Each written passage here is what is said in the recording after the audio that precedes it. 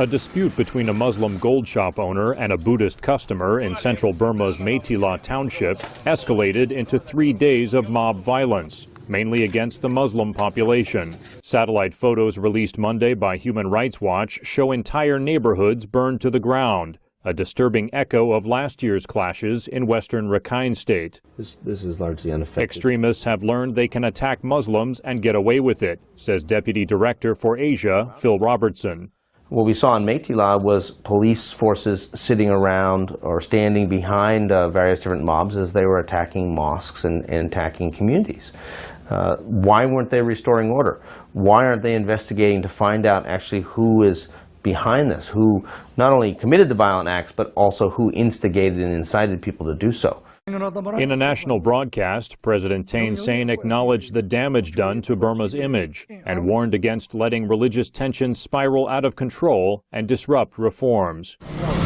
Authorities have announced about 70 arrests in the violence, but it is unclear if those detained will be prosecuted. United Nations resident and humanitarian coordinator for Burma, Ashok Nigam, stresses the need to enforce the law. It is important that the rule of law prevails, and those who perpetrated this are brought to justice. And that is important because that also sends out very important messages in terms of prevention in future. Few have been held accountable for last year's clashes in Rakhine State that left almost 200 dead and 120,000 segregated into relief camps, most of them stateless Rohingya Muslims. An estimated 25,000 Rohingya have since taken to crowded boats and fled toward neighboring countries. Those remaining are losing hope, and the coming rainy season will bring more disaster, says Phil Robertson.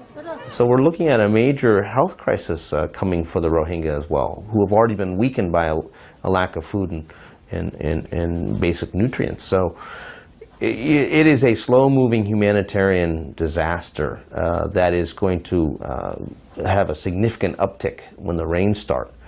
The attacks on Muslims appear coordinated to create sectarian tensions, says Al-Haj A-Luin, a Muslim leader in Rangoon and member of the Religions for Peace Council. I've noticed that at the grassroots level we have a very, very good relation, but there were instigation and there were some systematically planned traps made by those people to turn this into a racist and also a religious problem. As Burma's democratic reforms lead to majority rule, rights activists stress the need to protect minority rights and for the country to value its rich ethnic and religious diversity. Daniel Scharf, VOA News, Bangkok.